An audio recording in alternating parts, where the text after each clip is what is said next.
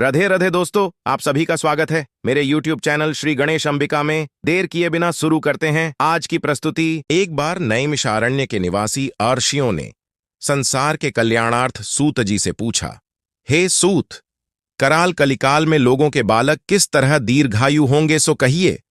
सूत जी बोले, जब द्वापर का अंत और कलियुग का आरंभ था, उसी समय बहुत सी शोकाकुल स्त्रियों ने आपस में सलाह की कि क्या इस कलियुग में माता के जीवित रहते पुत्र मर जाएंगे। जब वे आपस में कुछ निर्णय नहीं कर सकीं, तब गौतम जी के पास पूछने के लिए गईं। जब उनके पास पहुंचीं तो उस समय गौतम जी आनंद के साथ बैठे थे। उनके सामने जाकर उन्होंने मस्तक झुकाकर प्रणाम किया। तदनंतर स्त्रियों ने पूछा, हे प्रभो, इस कलियुग में लोगों के पुत्र किस तरह जीवित रहेंगे? इसके लिए कोई व्रत या तप हो तो कृपा करके बताइए। इस तरह उनकी बात सुनकर गौतम जी बोले, आपसे मैं वही बात कहूंगा जो मैंने पहले से सुन रखा है। गौतम जी ने कहा, जब महाभारत युद्ध का अंत हो गया और द्रोण पुत्र अश्वत्थामा के द्वारा अपने बेटों को मरा देखकर सब पांडव बड़े दुखी हुए, तो पुत्र के शोक से व्याकुल होकर द्रौपदी अपनी सखियों के साथ ब्राह्मण श्रेष्ठ धौम्य के पास गईं और उसने धौम्य से कहा, हे विप्रेंद्र, कौन सा उपाय करने से बच्चे दीर्घायु हो सकते हैं? कृपा करके ठीक ठीक कहिए। धौम्य बोले, सत्य युग में सत्य वचन बोलने वाला, सत्याचरण करने वाला समदर्शी जीमूत वाहन नामक एक राजा था। एक बार वह अपनी स्त्री के साथ अपनी ससुराल गया और वहीं रहने लगा। एक दिन आधी रात के समय पुत्र के शोक से व्याकुल कोई स्त्री रोने लगी, क्योंकि वह अपने बेटे के दर्शन से निराश हो चुकी थी। उसका पुत्र मर चुका था। वह रोती हुई कहती थी, हाय, मुझ बूढ़ी माता के सामने मेरा बेटा मरा जा रहा है। उसका रुंदन सुनकर राजा जीमूत वाहन का तो मानो हृदय विदीर्ण हो गया। वह तत्काल उस स्त्री के पास गया और उससे पूछा, तुम्हारा बेटा कैसे मरा है? बूढ़ी ने कहा, गरुड़ प्रतिदिन आकर गांव के लड़कों को खा जाता है। इस पर दयालु राजा ने कहा, माता, अब तुम रो मत, आनंद से बैठो, मैं तुम्हारे बच्चे को बचाने का यत्न करता हूं। ऐसा कहकर राजा उस स्थान पर गया जहां गरुड़ आकर प्रतिदिन मांस खाया करता था। उसी समय गरुड़ भी उस पर टूट पड़ा और मांस खाने लगा। जब अतिशय तेजस्वी गरुड़ ने राजा का बायां अंग खा लिया, तो झटपट राजा ने अपना दाहिना अंग फेरकर गरुड़ के सामने कर दिया। यह देखकर गरुड़ जी ने कहा, तुम कोई देवता हो? कौन हो तुम? मनुष्य तो नहीं जान पड़ते। अच्छा, अपना जन्म और कुल बताओ। पीड़ा से व्याकुल मन वाले राजा ने कहा, हे पक्षीराज, इस तरह के प्रश्न करना व्यर्थ है। तुम अपनी इच्छा भर के मेरा मांस खाओ। यह सुनकर गरुड़ रुक गए और बड़े आदर से राजा के जन्म और कुल की बात पूछने लगे। राजा ने कहा, मेरी माता का नाम है शैव्या और मेरे पिता का नाम शालिवाहन है। सूर्य वंश में मेरा जन्म हुआ है और जीमूत वाहन मेरा नाम है। राजा की दयालुता देखकर गरुड़ ने कहा, हे महाभाग, तुम्हारे मन में जो अभिलाषा हो वह वर मांगो। राजा ने कहा, हे पक्षीराज, यदि आप मुझे वर दे रहे हैं तो वर दीजिए कि आपने अब तक जिन प्राणियों को खाया है वे सब जीवित हो जाएं। हे स्वामिन, अब से आप यहां बालकों को न खाएं और कोई ऐसा उपाय करें कि जहां जो उत्पन्न हों वे लोग बहुत दिनों तक जीवित रहें। धौम्य ने कहा कि पक्षीराज गरुड़ राजा को वरदान देकर स्वयं अमृत लाने के लिए नागलोक चले गए। वहां से अमृत लाकर उन्होंने उन मरे मनुष्यों की हड्डियों पर बरसाया। ऐसा करने से सब लोग जीवित हो गए जिनको कि पहले गरुड़ ने खाया था। राजा के त्याग और गरुड़ की कृपा से वहां वालों का बहुत कष्ट दूर हो गया। उस समय राजा के शरीर की शोभा दूनी हो गई थी। राजा की दयालुता देखकर गरुड़ ने फिर कहा, मैं संसार के कल्याणार्थ एक और वरदान दूंगा। आज आश्विन कृष्ण सप्तमी से रहित शुभ अष्टमी तिथि है। आज ही तुमने यहां की प्रजा को जीवन दान दिया है। हे वत्स, अब से यह दिन ब्रह्म भाव हो गया है।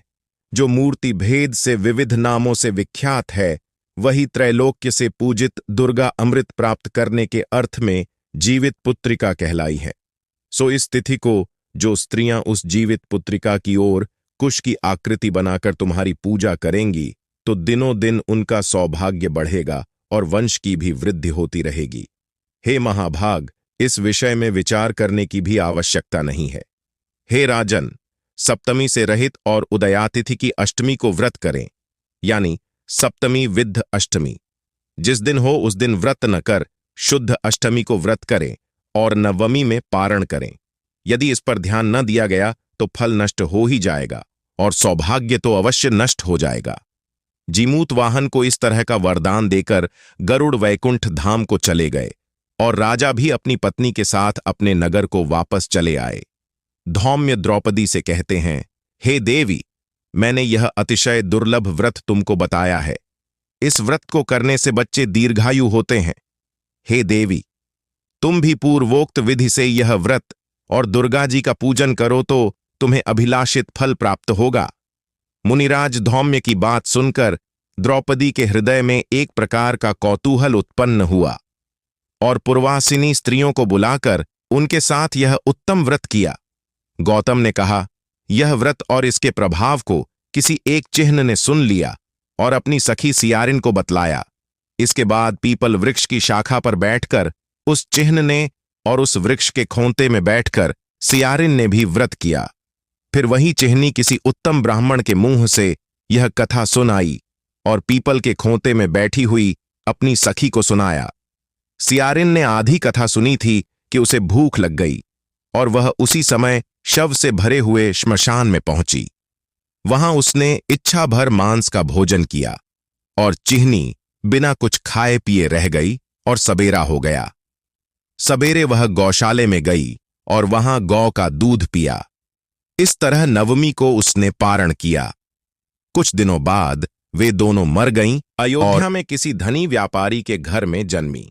संयोग से उन दोनों का जन्म एक ही घर में हुआ, जिसमें सियारिन ज्येष्ठ हुई और चिह्न छोटी। वे दोनों सभी शुभ लक्षणों से युक्त थीं, इसीलिए बड़ी लड़की काशीराज के और छोटी उसके मंत्री के साथ गाढ़पत्य अग्नि के सामने विधिपूर्वक ब्याही गई।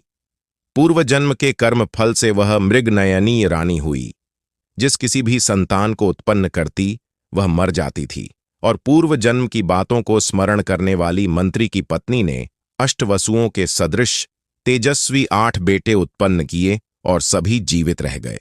अपनी बहन के पुत्रों को जीवित देखकर ईर्ष्यावश राजपत्नी ने अपने स्वामी से कहा कि यदि तुम मुझे जीवित रखना चाहते हो तो इस मंत्री के भी पुत्रों को उसी जगह भेज दो जहां मेरे बेटे गए हैं, अर्थात इन्हें मार डालो। यह सुनकर राजा ने उस मंत्री के पुत्रों को मारने के लिए कई ने प्रकार के उद्योग किए, पर मंत्री पत्नी ने जीवित पुत्रिका के पुण्य बल से बचा लिया। एक दिन राजा ने अपने आदमियों से उन पुत्रों का सिर कटवाकर पिटारी में रखवाया और वह पिटारी उनकी माता मंत्री पत्नी के पास भेज दिया। किंतु वे 8 सिर बेशकीमती जवाहरात हो गए और भले चंगे वे 8 लड़के अपनी माता के पास वापस चले गए। उनको जीवित देखकर राजपत्नी को बड़ा विस्मय हुआ। अंत में वह मंत्री की पत्नी के पास आई और उसने पूछा, बहन, तुमने कौन सा ऐसा पुण्य किया है जिससे बार बार मारे जाने पर भी तुम्हारे बेटे नहीं मरते? इस पर मंत्री की पत्नी ने कहा, पूर्व जन्म में मैं चिह्ल थी और तुम सियारिन, दोनों ने व्रत किया था। तुमने व्रत के नियमों का भली भांति पालन नहीं किया था और मैंने किया था। इसी दोष से हे बहन, तुम्हारे बेटे नहीं जीते हैं। ओ राजरानी, अब भी तुम उस जीवित पुत्री का व्रत को करो तो तुम्हारे बेटे दीर्घायु होंगे। मैं तुमसे सच सच कह रही हूं। उसके कथनानुसार रानी ने व्रत किया। तभी से उसके कई बेटे सुंदर और दीर्घायु होकर बड़े बड़े राजा हुए। सूतजी कहते हैं कि सब प्रकार का आनंद देने वाला मैंने यह दिव्य व्रत बतलाया। स्त्रियां चिरंजीवी संतान चाहती हों तो विधिपूर्वक यह व्रत करें। वीडियो अच्छा लगा हो तो लाइक करें, क्योंकि आपका लाइक मेरे लिए मोटिवेशन का काम करता है। ऐसे ही और वीडियो के लिए चैनल को सब्सक्राइब करें। फिर मिलेंगे एक ऐसे ही वीडियो के साथ, तब तक के लिए राधे राधे।